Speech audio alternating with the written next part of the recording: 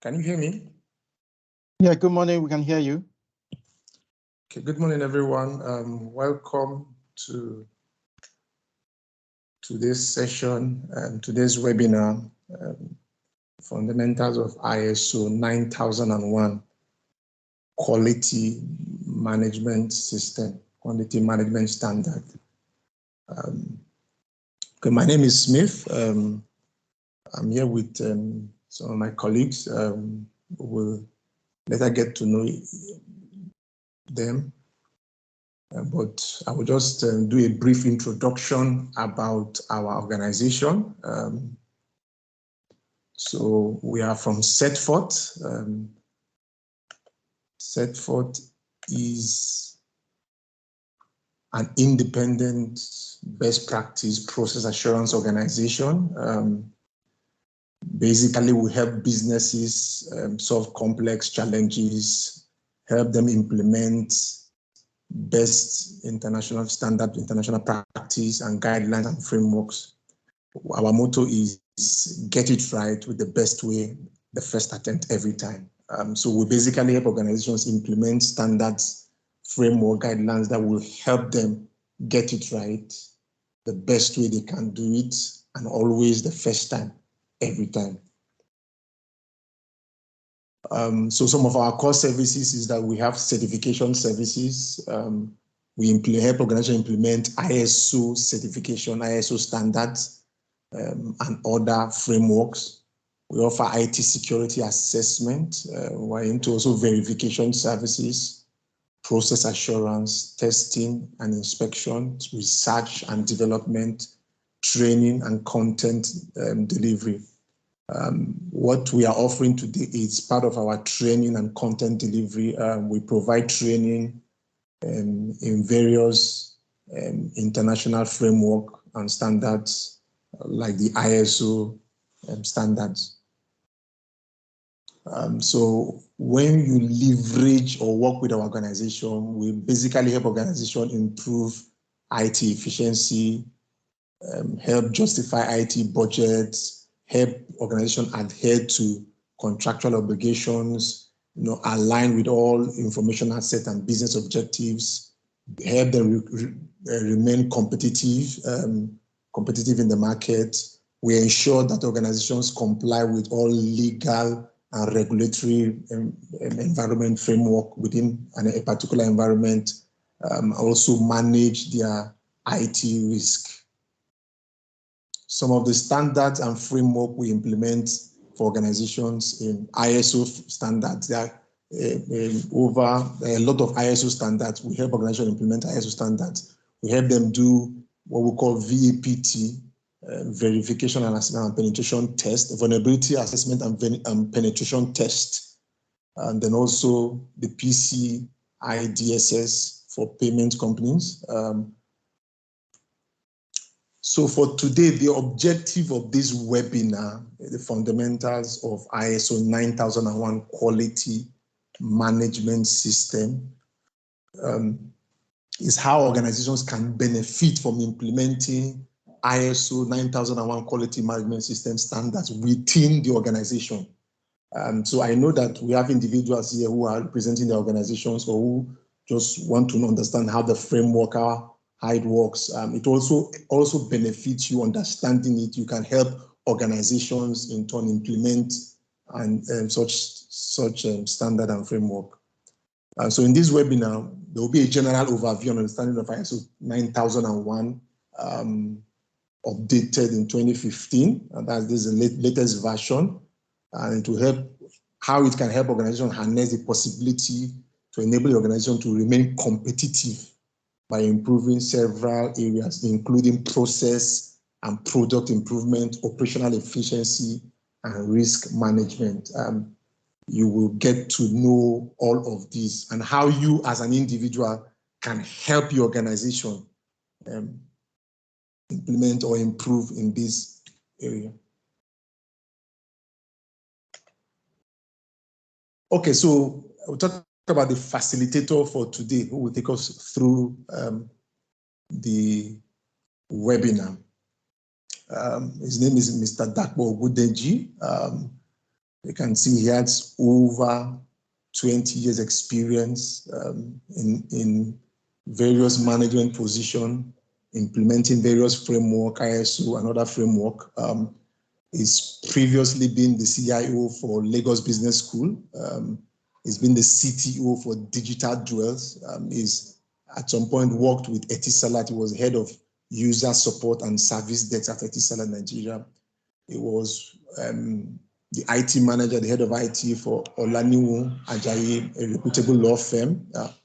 At some point also, he was the project manager for DHL, project manager technical services for DHL Nigeria International.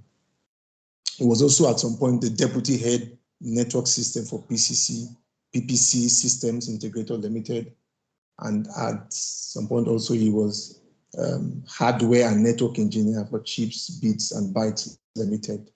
His name is Mr. Dapo Ogundeji, and he is the MD CEO of Certfort Limited.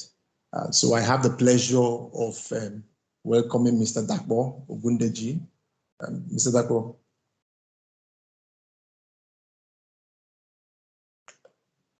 Hello, can you hear me now? Yes, I can hear you. Okay, great. Good to be here. I trust everyone can hear me. We will quickly go into this. Just permit me to share my slides and also. Okay, great. I think okay, yeah, I've seen it now. I trust you can see me also.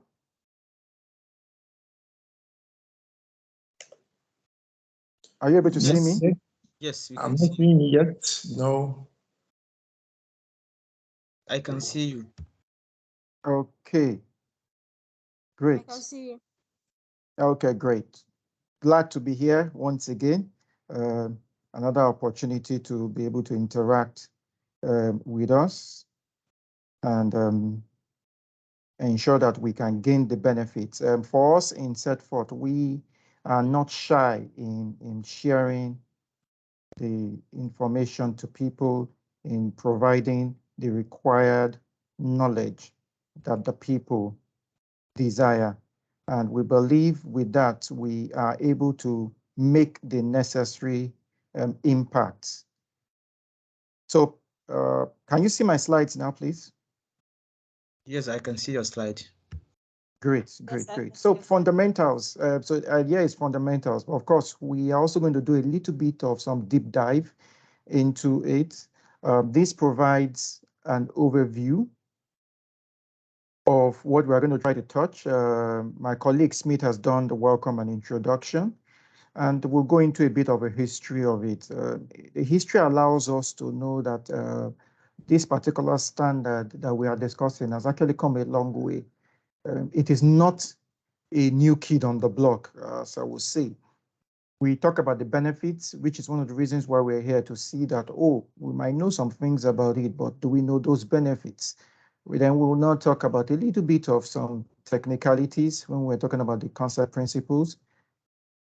It's not good enough to know something, you also have to know how to use it effectively, and that's what the implementation methodology helps. Then for some people, they need to get to the certification destination. That is, they need to have something that publicly acclaims their system is compliant to this particular standard and some other ISO supporting information. It's supposed to be an interactive session, so please, questions are welcome. You have a Q&A button to guide and direct. Please, we just try to ensure that you do not have any much distractions. My colleagues are available if you need any form of support. We've mentioned the training objectives. The idea is that you should just be in a work environment. It helps if you're in a work environment because it helps me to be able to relate some things within that parameter and within that general environment. Of course, these are questions that we are posing to ourselves, and the idea is that everybody will always want to realize better productivity, of course, less waste. The idea is efficiency, which is less effort, maximum returns, fewer customer complaints. Wow, this is a big one, a big elephant in the room. Not just in Nigeria. Sorry, Mr. Dapo. Sorry, Mr. Yes, Dapo. sir. Please, can you Yes, sir. put it on presentation mode, please? Okay, thank you. Thank you. Is this better? Much better, much better. Okay, great, thanks. So it's important that we are able to understand that there must also be alignment within our various business units. And one of the key things that ISO helps is that form of alignment. We do not want to take it for granted, but please note that quality does not occur by chance. It is as a result of high intention, skillful execution, sincere effort, and intelligent direction. I will repeat that again, intelligent direction. I remember an adage somebody made mention. He said, speed is of no advantage when you are going in the wrong direction. I'll repeat it again. Speed is of no advantage when you are going in the wrong direction. So it's important that organizations need to have defined those organized directions that they are leading. So kicking off from the first aspect, a bit of a history of it. ISO is just an acronym for International Organization of Standardization. Some might say that, oh, that should actually be IOS. Very interesting. The real thing is that the full or the literal translation of ISO is actually a French word. So that's why when it's translated in French, it's actually ISO, the acronyms there. But in English, it's actually an IOS. Tells you the impact the French have on the English language. The key thing is it helps people to be able to, organizations to be able to create standard that governs how things will be done. We are all on Mother Earth, and it ensures that there is a form of uniformity. It is not saying that everything will be exactly the same, but it gives a guideline. Of course, one of the key things that happened is that after the Second World War, a lot of countries decided that, oh, there is a need for us to align when we do things because errors were made. And it was simply as a result of communication or lack of communication, I would say. And as a result, the ISO was birthed in 1947. Currently, there are over 21,000 of these standards. It's covering almost every aspect. It's ISO governs as much as to your ATM card. Your ATM card is built to an ISO standard. And that's why when you take your ATM card to any country in the world, you put it in an ATM slot or a POS machine, you get to see that it's able to fit in. You're not at liberty to make your own a triangle shape or a circular shape. That might be looking nice aesthetically, but sorry, it does not comply. Things like your gas that you use in the house for cooking, the nozzle is built according to an ISO standard. So there are many of these things that are done. The idea is that the standard is just a document that has provided requirement specifications that can be used by different organizations to ensure that their materials, products, and processes are suitable for their desired purpose. That is the key thing. It must be fit for use. Okay. You can see, as I made mention, it's well over about 34, going to 35 years that this has been in the works. And at each different time, there are different iterations and different that are put in place to ensure. So the first iteration in 1987 was more of SOPs, where you begin, that's where you hear the concept of SOPs. And after some time, someone said, oh, there's no need for us to be correcting things. Why can't we think of providing preventive actions so that we don't have to correct? It's good to correct when you make a mistake, but someone said it's better to prevent. Then someone now looked at it and said, oh, apart from just preventing, let us have a mechanism that the prevention we are putting in place is able to achieve our desired objectives. And currently, we now have the 2015 version, that is ISO 20.2015. There's a revision that is being planned. I'm not sure if it's still going to come out in October, which is already next month, but already the draft has been issued. So you will have it as DS ISO, which is saying draft standards. One of the key things that helps them to ensure that there is commonality is that the draft standards are sent to all the participating countries or entities, over 160 of them, for them to review, provide their inputs, because it is not a standard that is for a particular sector or a particular region of the world. It should have worldwide applicability. Great. I trust I have not lost anyone. We've just done only a bit of the preambles. Quality management system. I'm sure many of us have heard it, especially the acronym, which is the QMS. The QMS helps to be able to define a business process functions and the policies that may be required to ensure that quality is not just seen, but also embedded. All this is with a desire to exceed customer expectations. I recalled I worked with an organization.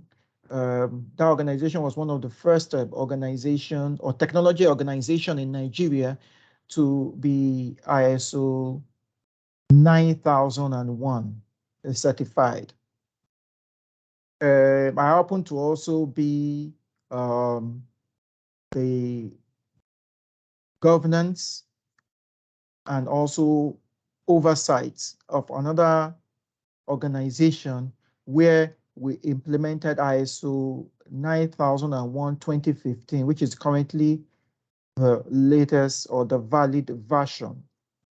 We were also one of the first in the country to implement it as 2015 edition, because we started the implementation in 2015, and we actually had to even migrate because we were actually implementing.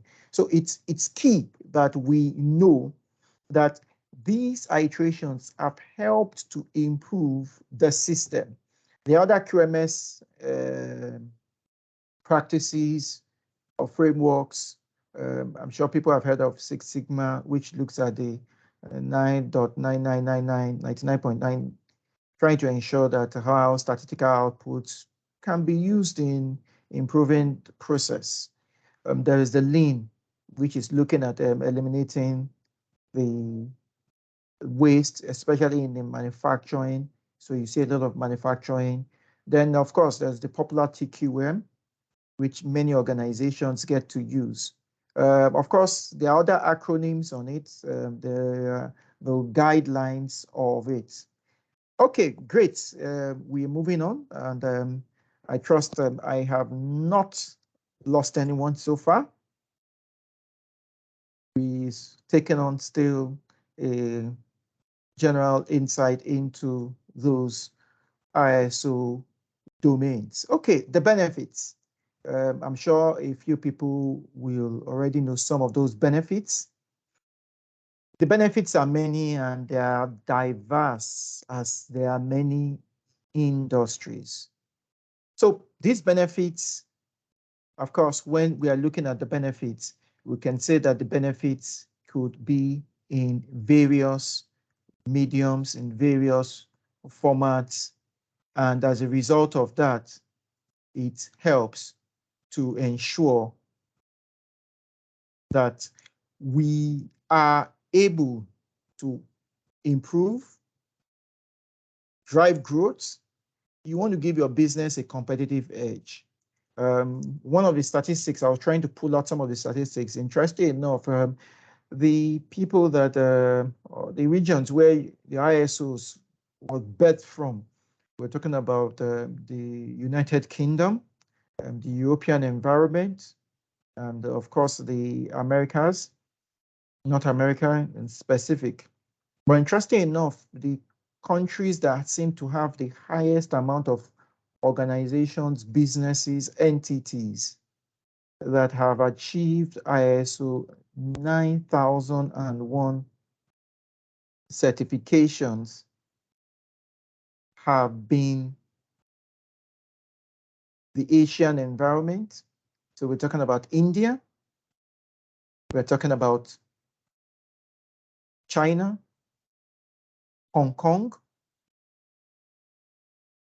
all those environments, South Korea. What these entities have seen is that they have been able to align, and by aligning, they have opened up a mighty export window for their goods and services. It's one of the ways in which a small entity or a new entrant into a particular field can be able to compete with larger entities because of the quality of its output. Of course, you want to ensure that you have compliance with regulation. Regulation could be internal, it could be external. Part of it is that it helps to drive the training and development of a workforce.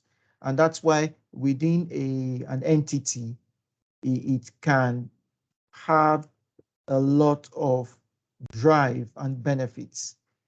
It allows you to even understand your organization. That's why we talk about better internal management. You get to know the things that aligns within the organization. You get to know the activities that are, will I call it a priority, the activities that are critical. You get to have an understanding of the dependence in the organization, both internal and external. In the environment where we are now, where there is a lot of outsourced functions, it allows you to know the weak link in that chain, to know what vendor is not pulling in the required inputs that another vendor might require. So it's very, very important that we take cognizance that no matter what kind of environment we are in, on the service environment, in the product environment, product as in I'm talking about tangible products, it has a lot of opportunities that it provides. Great. Please, as I move along, feel free to drop your chats if you have any questions. There is your screen, you will see a toggle there where you can be able to provide your questions, and I or my colleagues will help to provide answers, or for some of them, I will actually be taking them directly within the presentation. Okay, great. Let's move ahead.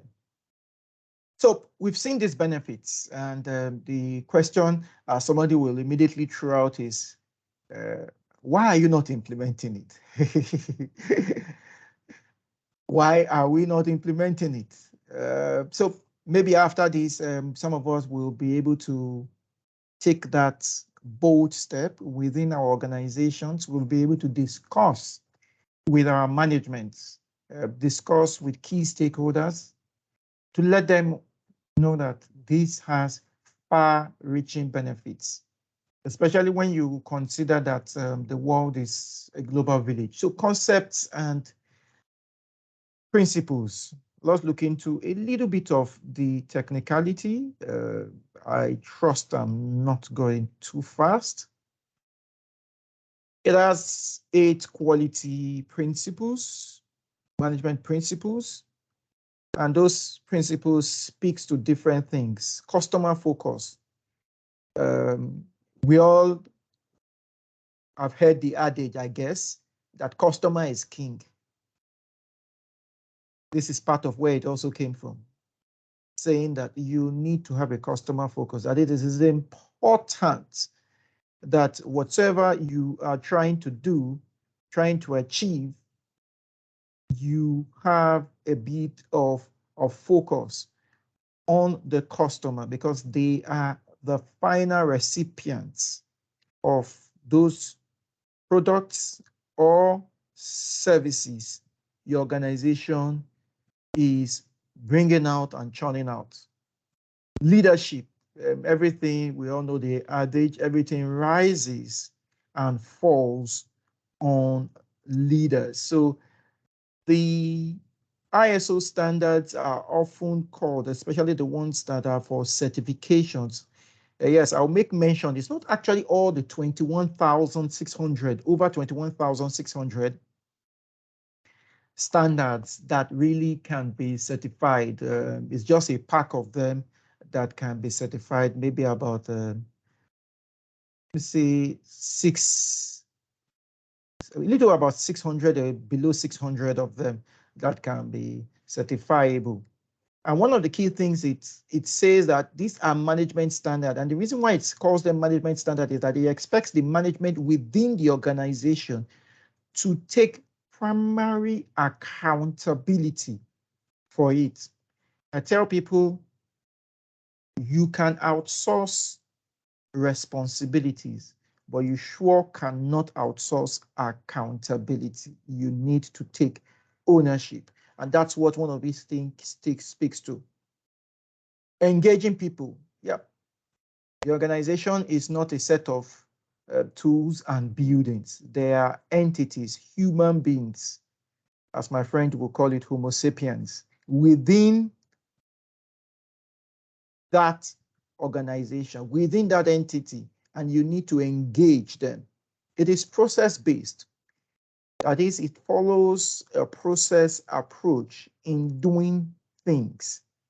What it also means is that we are not going to get perfect in the first swap.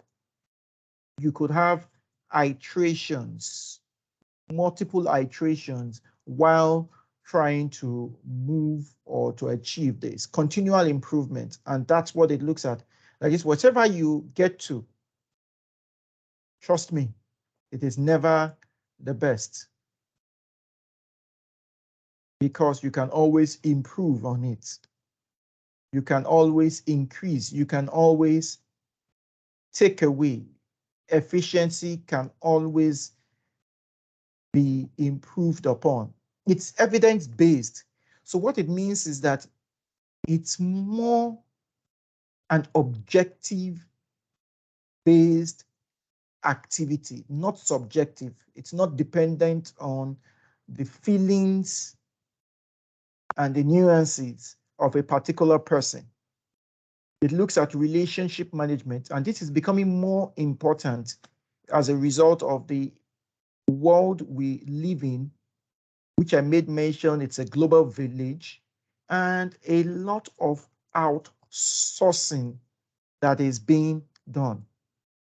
Okay, let's begin to go into some of the technical stuff. Not too technical, because this is just supposed to give us a bit of an overview. Okay, so we have what we call clauses. Essentially, the clauses have something that is always stated. You will see statements that will say you shall, the organization shall, the management shall. And due to the nature of how the ISO standard is being managed and governed, we will not be able to actually display an actual standard because it actually has to be bought. So that cannot be displayed. But of course, we are allowed to show you all the snippets of the clauses, and that's what we are going to do. So clause 4 talks about the organization context. What it means is that the organization must be situated within a particular physical area or space. Of course, some people will say, oh, we are in the cloud. Guess what? That is also considered a particular space. You need to know those internal and external things. It also has some general documentation.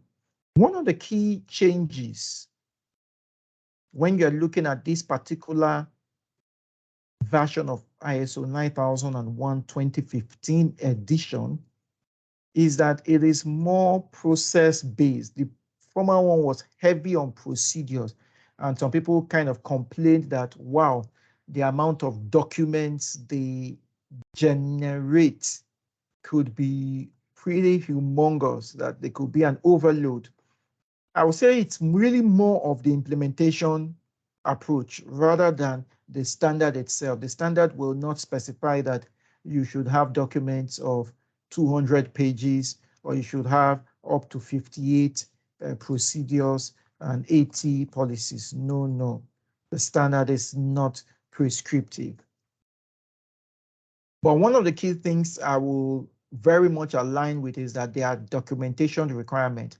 One of the things I tell people, because I've been involved in several ISO audits, an adage I tell people is that if it is not written, it does not exist.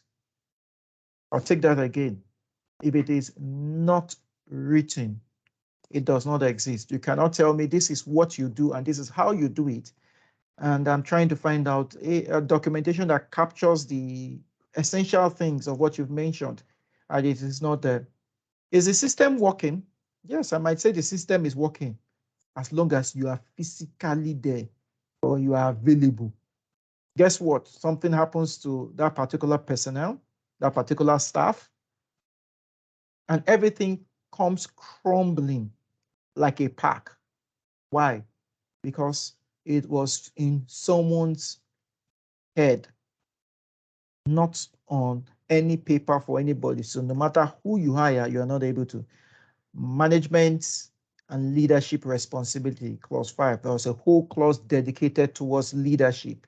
When we're talking about the policy, the planning, the authority, the communication, all that looks at it. Clause 6 talks about the planning. What type of planning? Planning for the risk and opportunities. And you could see that a lot of times now, when you are seeing this, you're not just seeing risk alone. You are seeing risk and opportunity because it has been discovered that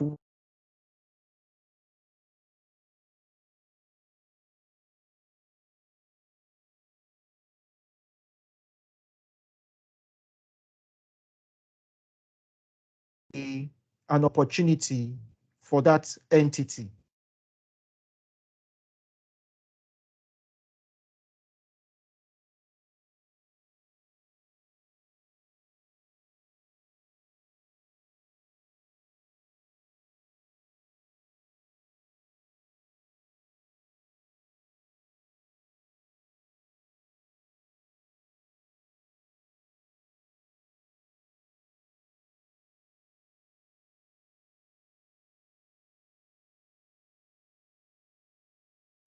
It seems I'm not able to hear.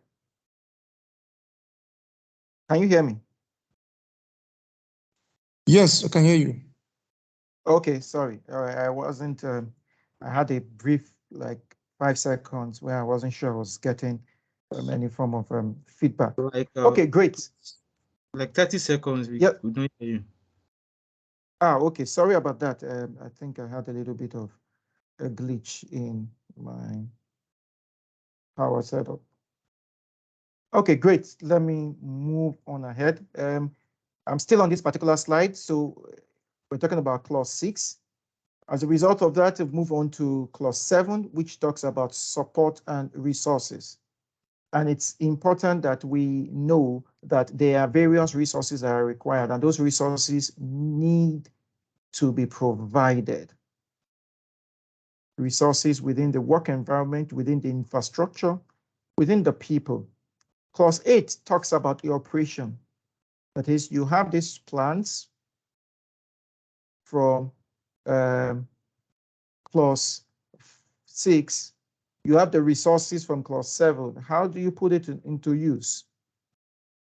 Looking at the design and development of services and products.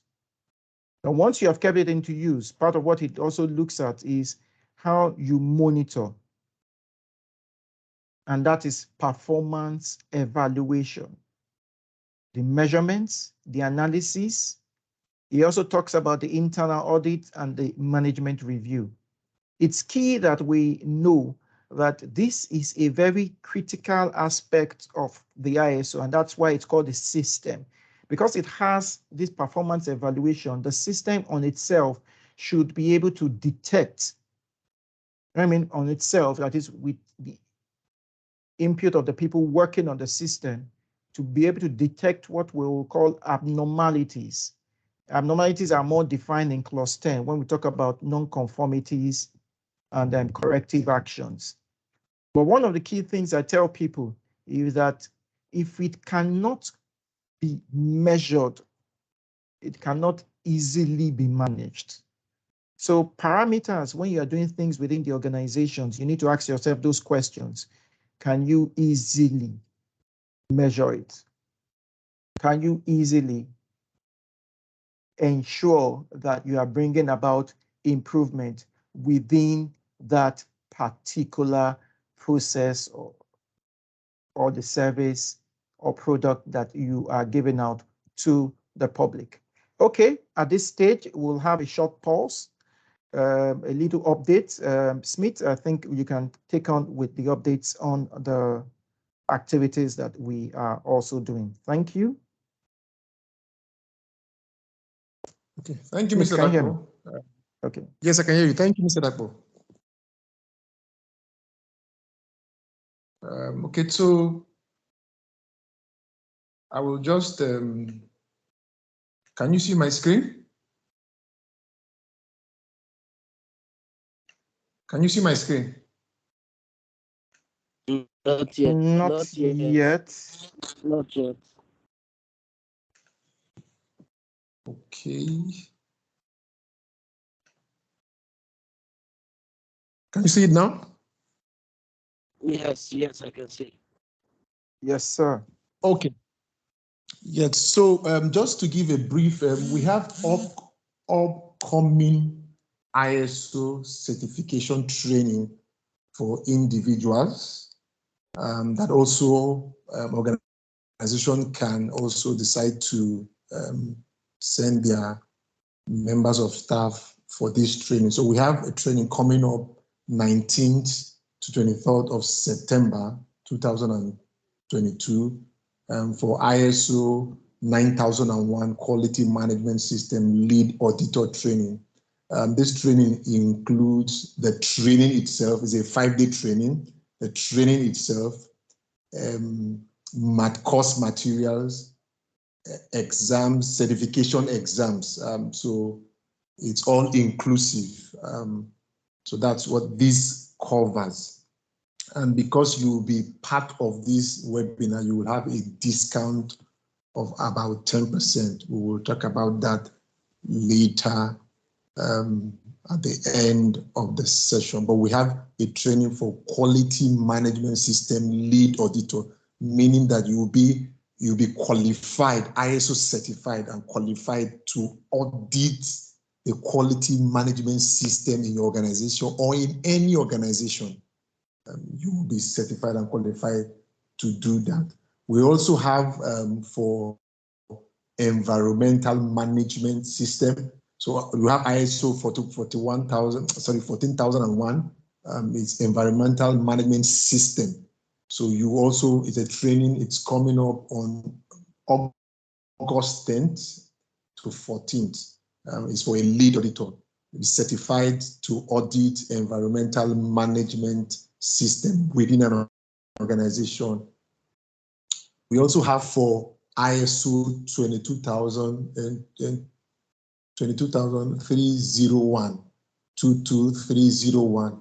It's for business continuity as a lead auditor. It's coming up October 17th to 21st. Okay, so these are some of the upcoming trainings we have. We will talk about them a little bit later. Mr. Dapo. Yes, sir. Back to you, Mr. Dapo. Okay, thank you very much. So I will go back to sharing my screen. So great. I trust you can see my screen. Can you see my screen now? Yes, I can see your screen. Great, thank you. So we've gone through some key things. We've done an overview. Of course, we started with a bit of the background. We've done an overview.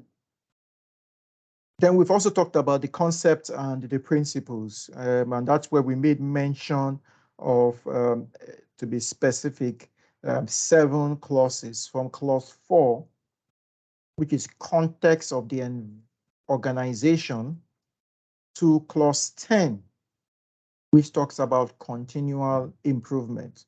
So now that we know these clauses, and as I said, you will see in the clauses statements that will be carrying the word shall. The word shall in those ISO clauses are saying that it is non-negotiable. You have to comply. And we'll still go more into that, but it's important that we take note of that. That is, it's expected that we comply with those things. Okay, so implementation methodology, it takes a plan, do, check, and act, and that's why you see those various components. The idea is that a lot of the ISO standards alignment has come into them so that it makes it easy for implementation to be done. So it means you get to plan what you want to implement. You do not just put it on paper, you get to do it. And of course, after you have done it, you get to check and validate that it aligns to the plans. And where there are deviations, or to use a more ISO specific word, non-conformities, you get to act on it. And guess what? You begin that same cycle. In trying to take a project management approach to the deployment of ISO standards or trying to get certified as an organization, we often break it up into 3 main blocks, some people into 4 blocks. So there's the diagnostics and design. Some people refer to that as the gap assessment or gap analysis. There is the implementation support. Some people refer to that as the remediation, and that is where you close those gaps, those things that are not aligning to the standard. I remember somebody said that, someone asked a question, said, how do you know a stick is crooked? One person said, a very simple way, just put a straight one beside it so that you don't begin to argue anything. Put a straight one beside it, and that's what this activity helps you to do. We benchmark the organization against the clauses of the standard, that is ISO 9001:2015. And based on that, once we are a bit comfortable and confident that a lot of alignment has been done, remediation has been done, we go in for certification or audit.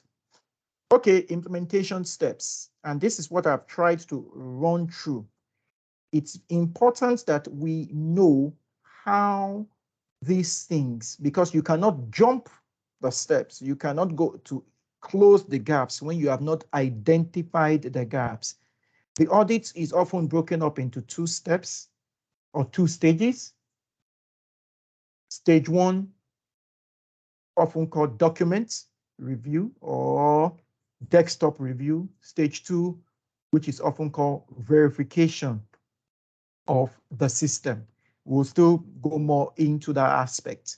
So part of the big elephant in the room, the documentation, and this is an aspect that some people have encountered and has created a bit of a Herculean task. In Certfort, we take a very pragmatic approach, and there is a lot of customization in our consulting endeavors. What it means is that you don't get a pile of templates just slammed into the organization, but rather we get to ensure that the organization's objectives align. So one of the key things we first start with is looking at the quality objectives, and that needs to align with the organization. We look at the quality policies. There are other policies. We also look at what is the scope. This can be an interesting aspect. We'll talk more about that, and of course, the context of the organization. It's very important that we get to see and we get to know the various things that are running within the organization. And those kind of things, once the organization has its objective, it needs to be defined. So it means that if I'm coming into an organization and I'm implementing ISO 9001, I need to know what are the corporate objectives. I need to know what are the departmental objectives. You need to be going towards a direction. And that's why, if you remember the adage I said, that speed is of no advantage if you are going in the wrong direction. And that ISO will help you. It will not define the direction. It will not set the direction, but it will help you to achieve or to fulfill those corporate objectives. Great. The quality policies, there are various other policies that can be mentioned, but key things is ensuring that we have a quality policy. You might have gone into some organizations and you will see a nice looking plaque or a statement kept on the wall, maybe at the reception or in the MD's office. And you will say, oh, they will boldly and proudly tell you what is their quality policy, because this policy affects the product, the service quality, and therefore the success of the organizations. I remembered, as I made mention, the organization that I worked with, one of the first organizations in the technology environment to get 9001 certified, it was mandated that we know the policy. Let me say it plainly. It was mandated that we cram the policies. So it was that much a fixation to ensure that we must know these policies there. The scope takes in cognizance the various aspects of what we are covering, because it may not be all the aspects of the business. It might be a particular aspect of the business. And this is, I would say that this is one of the areas that some companies try to be a bit dodgy, permit me to use that word, and they'll just look at only a real micro subset of the organization. But for me, my own question is, make the scope that which will bring the required benefits upon the organization. The standard does not actually mandate a scope, but to me, I just think that the scope should be able to cover a sizable part of the organization, and you can continue to grow the scope. Within the context of the environment, sometimes you might need to do a SWOT, the normal strength, weakness, opportunities, and PESTEL when it's looking at the political, economic, social, technology, legal, environment analysis. That's, you're looking at both the internal and the external. because that affects, that impacts a simple government regulation who throw a spanner into the works of an organization, and it needs to take cognizance of that. A key aspect also is looking at the other supporting documents, the quality manual. Some people used to call it then the quality Bible, because you see a big chunk of things, a lot of things written in it, and just trying to ensure that they are pushing it. With regards to some of these things, the documentation process could be pretty challenging. You are trying to look at various things, you are trying to bring it all up, and you are trying to see how do you achieve this. And of course, in trying to do the audit, someone needs to be skilled to know how to do it. So it's not simply knowing how to respond, but knowing what to respond to. Of course, because of some of these activities and efforts that have been mentioned, there can be financial limitations. The organization says, oh, I'm not sure I have enough to close up resources, that is, or funds to be able to close up on these gaps, or to even to endeavor on these activities, because people's time will be taken. Various project controls that you might have in place, a steering committee, a project implementation plan, weekly or bi-weekly status report, because you need to know what is happening as the project. I've seen organizations start this project and they envisage it to take them 3, 4, 5 months. And guess what? 15th month, they are still on it and they are still struggling and they are nowhere near their audits. Of course, they have moved the audit date like 4, 5 times ahead. Critical success factors, mentioned some of these already. People need to be trained. You don't expect them to know what to do if they have not been told what to do. There are some times where policies have been created, procedures have been created, but management has not sat down to approve those things. And that's why speedy approval is required.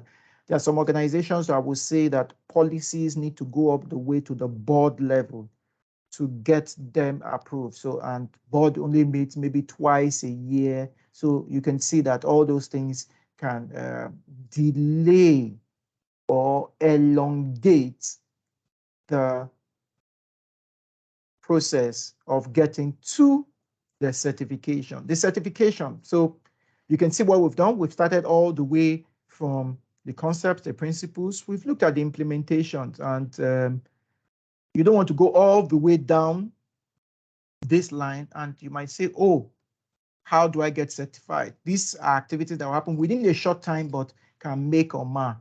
The idea is that you are trying to get compliant to your policies, to the regulations, to rules, to the various standards. All that is kept in the mix with regards to an ISO.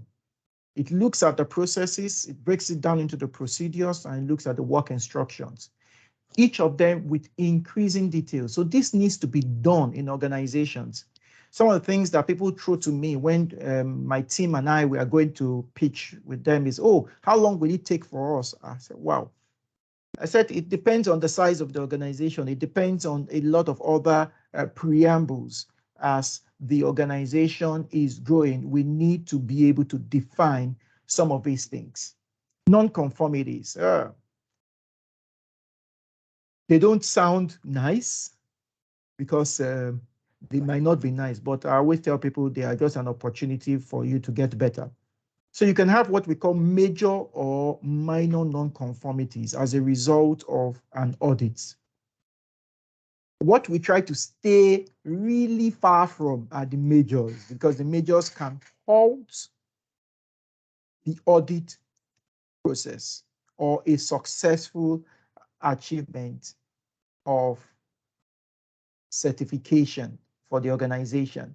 So, of course, some few minors are looking at different things that says that, oh, maybe 1 or 2 non-fulfillment of the requirement. Remember I said that the requirements, which is clause 4 to clause 10, uses the word shall. So it's important that you are able to take note and ensure.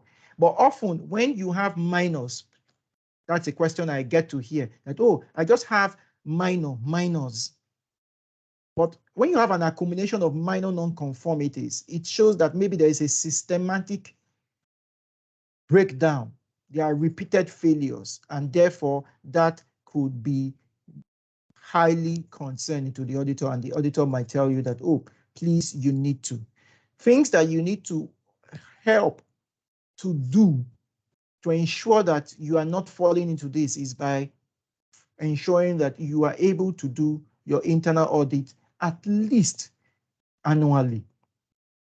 I tell people the internal audit is just like you're doing a self-assessment, but essentially you're having people within the organizations that are not directly connected to those processes, to those operations, to those activities, come and cast a second eye, or someone will even call it a third eye on it. And that helps you to reduce the possibilities of a non-conformities. Okay, once you get certified, these are also some key things. I remember we're having a discussion with a particular client, and we made mention that, oh, please understand that the certificate you get has an expiry date. The client was like, what? I mean, I get to do this and I get a certificate and I don't have it for life. Sorry, sir. Sorry, ma. You do not have it for life. It's only for a tenure of 3 years. Now, the simple reason why they are trying to do this is that they don't want you to have a certificate, hang it on your wall, nice looking plaque, and you go to sleep. You need to be on your toes. So often when you get certified, it's really not the end of the journey. It is the start of a journey of you maintaining its surveillance in year 1, a surveillance in year 2, and a recertification. Recertification technically means that another certificate will actually be issued to you, showing you the validity and the activities that are covered within it. Of course, your scope is stated in your certificate. The physical geography of or location, it's also stated. Supporting, these are just things we just thought are tips to help us along this journey. I trust we have been informed, and therefore we can take required actions, especially in our organizations, to guide them in kicking off this type of project or making the necessary business justifications there. These are just acronyms. We've already mentioned part of these things. Part of it is also on the trainings. My colleague made mention, if you remember, Smith, he's flashed up a particular training, and that was on our ISO 9001 2015 training that we have coming up upper week. So that might be a good opportunity for some of us to ensure we get our hands wet and know the intricacies. In that, you go through each clause line by line and have an understanding. Of course, there's the foundation where it's just the basic principles and stuff like that. So part of the things in foundation is what we are really discussing here, although this is just more of a webinar. Please, as note, this is a formalized session. So because of that, we are going to issue a certificate, CPE, which people get to use in various environments once you have been able to join and stayed in the session for a particular timeline. Those are the expectations. Okay.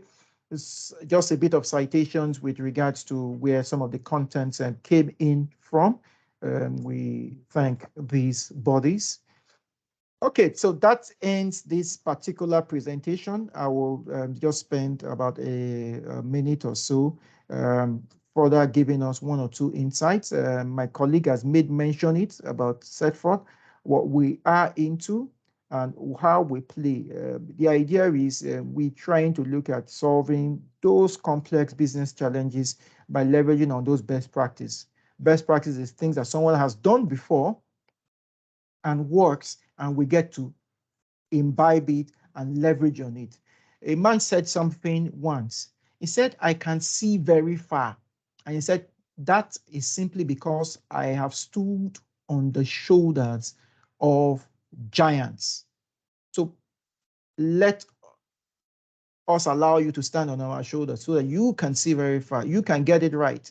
And the best way with the first attempt. Our vision, of course, we want to be the certification business partner of choice in Nigeria and across Africa. Our various services, certification, verification, testing, process assurance, training, content delivery. We also build in LMS and various certifications. Of course, one of the key things is that you cannot sell what you do not have. So our teams are highly competent, certified. They are always doing one set of trainings or the other almost every month. I'll end by saying that the best time to repair a roof is when the sun is shining. So you might say, oh, maybe this is not for now, or this is this, but I tell people, make hay while the sun shines. I remember that adage. And I believe with that, I have come to the end of this particular session. And thank you very much. What we'll be doing is we'll be spending just a short time to look into the Q&A. I don't know if there are any questions in that portfolio. Please feel free to drop any questions you might have so that we can try to see how we can help and assist. Thank you. Smith.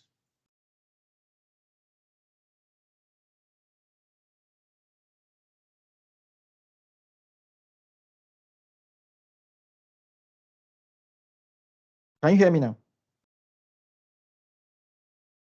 Yes, I can hear you. Okay, please. So I think we've come to the end of this. If there are any questions, comments, so that we can quickly tackle. Okay, thank you, Mr. Dapo. Sorry for that. Please, can we get, do you have any questions? Would you like comments? Would you like to make a clarification on anything that has been discussed? Remember what Dapo said, you can benchmark your organization with the ISO standards. And documentation is key. Said speed is of no advantage if the direction is wrong. So we'd like to know if you have any question, any area you would like clarification. Smith, please check the chat box. Somebody just, there was a question from Eniola and another one from Agu. So you can just respond to that. Are you able to see that? Okay, so I can see the chats. Okay, thank you very much. So the question I'm having from Eniola is talking about how effective is the ISO business continuity and QMS for their own organization, which is a tech company in Lagos. So they launched the food tech solutions. So business continuity is another ISO standard. That is ISO 22301. The 9001 looks at the quality, and especially if you are in the food tech solution, quality is very key. Customer satisfaction must be top notch. And one of the things I tell people is that if your services are not good, guess what? You don't have to tell anybody. Your customers will be the one telling others. But what we get to see is that your services are good. Someone might tell another person, while if your services are bad, he might tell 5 people. So the question is, why don't you ensure that you are able to provide the required customer satisfaction? Because one of the key things that comes out from an ISO 9001 project is that the organization must be seen conducting customer satisfaction surveys. And therefore, you're able to get the pulse of the audience, that is your client, your customers. The other question on training and certification, Smith will answer to that directly. Like I can see another question talking about ISO 14001, 2015, the lead auditor. That's also a course that we run. The lead auditor is a 5-day training. Smith will provide more information directly to you. That's Chima. On the time we are having it, we have calendars written. I think we have about 1 or 2 courses this month. Next month, we have 2 or 3 courses. I can't remember them offhand, and he will try to. Okay, someone asked if the slides can be shared. Yes, we will share the slides. Part of what we will try to do, of course, if you are partaking from this particular session, is to ensure that you get copies of it. We believe we registered for this session. So if for any reason you someone just shared the link with you, please just feel free to drop your contact details with us.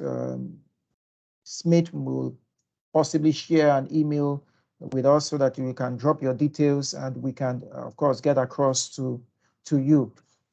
With regards to the training, we have training brochures or flyers for each of those trainings. So I can see another question from Eniola that will be passed across to you. Tijani, he said, trying to. Okay, the question was if someone has not gone through an internal audit training, attend the lead auditor training. Yes, you can. They are seen as a bit separate, although the lead auditor technically has the content of the internal auditor training. So it means that you can go straight in for the lead auditor trainings. They are mainly 5 days training. For most people that are doing the internal audit training, it's more of a 3-day training. So yes, you can do that. Okay, I can see a question from Fumilayo. Yes, please, the training, these slides will be shared with us. As I said, the idea is to ensure that we have our emails, and then once our emails, we can easily be able to pass across those things. A form will be shared across to us. It's important that we get our feedback and we know what to be done. I could see someone raising up their hand. Feel free to drop a chat or either in a chat or in the Q&A, and then we can immediately try to tackle that. Okay, I could see a question from Edwin. Trying to find out if we run online trainings. Yes, we run online. Actually, the trainings are in 3 modes. There is the physical classroom training. There is the virtual online. The virtual online is a synchronous. So what it means, it's a live session. It's just that the participants are physically not in the same space. We also run that. That helps, especially when we have people that are from outside Lagos. We also have an office in Abuja. I'll make that address can be shared across with us. Then we also have what we call an online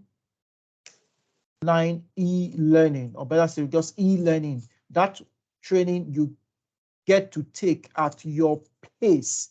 So for some people, they'll say, oh, due to my work, my office is not sponsoring it, and I want to do the trainings by myself, but I can only use my weekends, maybe over 4 or 5 weekends. Definitely, you can consider the e-learning. Part of what we give as our value add is even when you do the e-learning, we still provide what we call a revision session. So you have a live interaction with a trainer, and it's very helpful.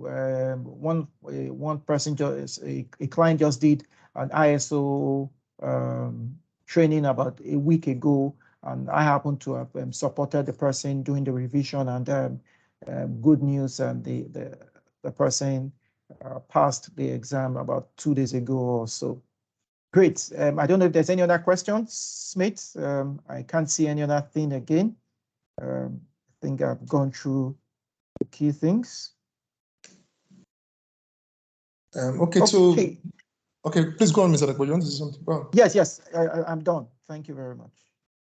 Okay, thank you so much, Mr. Dapo, for that insightful presentation. So I have shared a form in the chat. Oh, somebody said the link is saying it cannot be edited. Elijah, please, can you see to it that the link is editable? Someone is complaining that the link cannot be edited. Okay, I think we can see that, Max. That'll be tackled. We'll work on that right away. Okay, Max has actually shared his email in the chat, so we'll take it and we'll get across to you. Okay, so maybe we need to work on the link. Somebody said nothing is showing on the link. That's from Dennett. So maybe we'll take it. As Mid mentioned, I think most of us, we have our email. So if for any reason someone shared the link with you and we don't have your email, we can always get across with it. Okay, Smith, over to you again.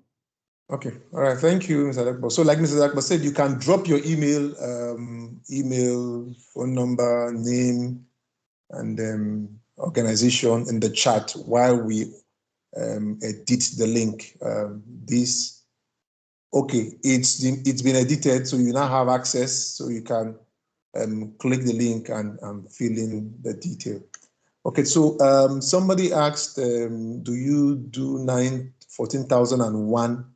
Yes, 14,001 lead auditor. So I will go through a bit of the trainings again. Can you see my screen? Yes.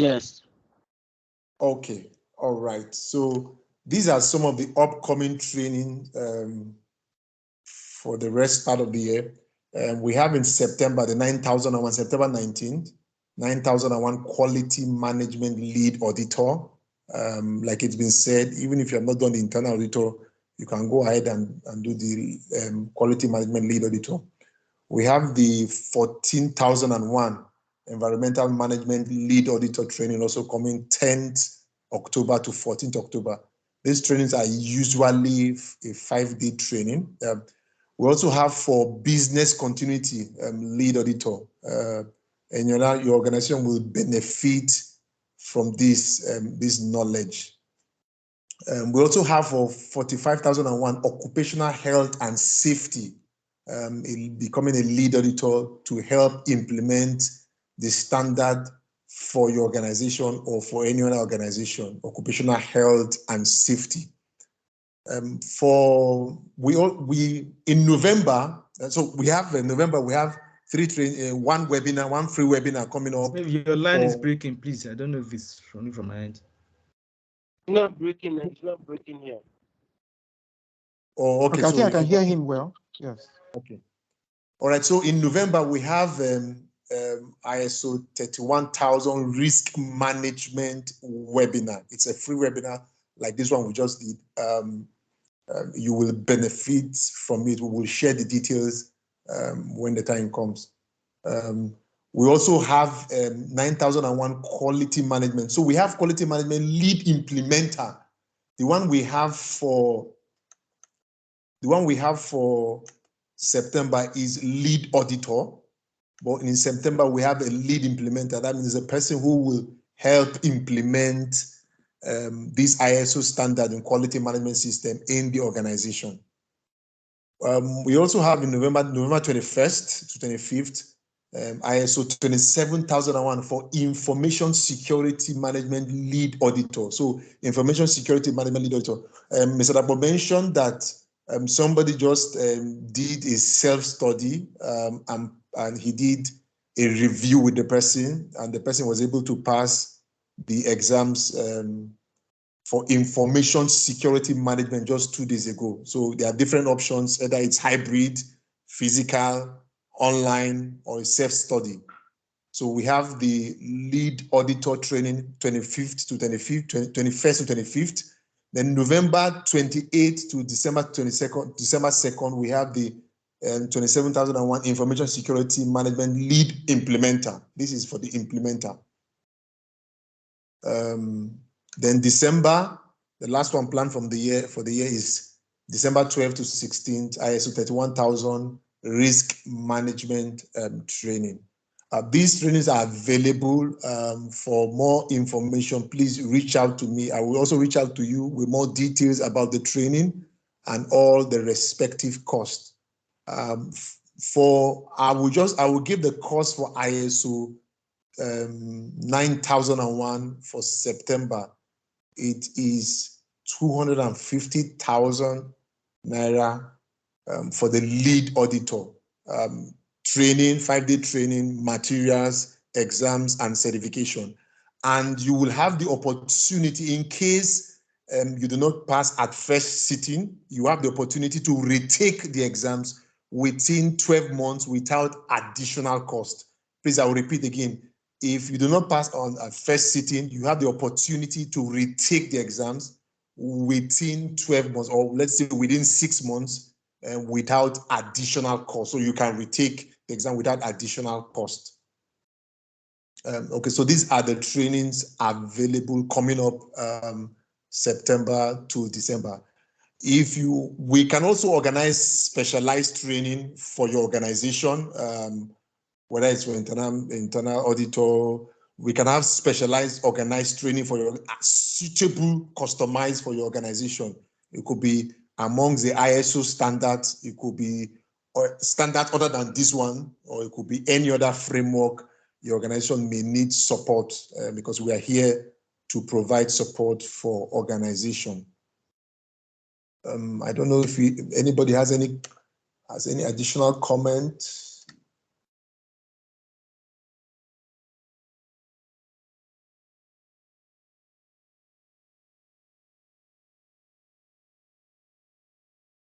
Okay, so somebody asked, Dennis asked them, so the training is for the lead auditor.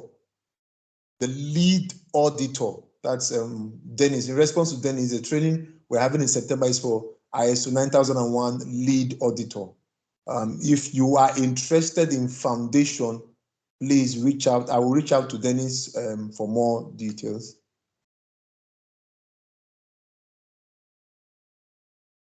Okay, so the link has been worked upon, so you can feel free to fill the link. Okay, so I will reach out to Chima. I will reach out to you with more details. We'll also share the slides with you and all of that.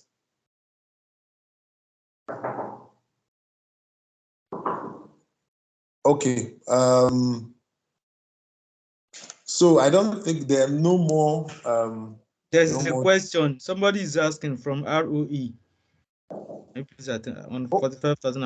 Okay, I can see that. It said, what is the prerequisite for the 45001?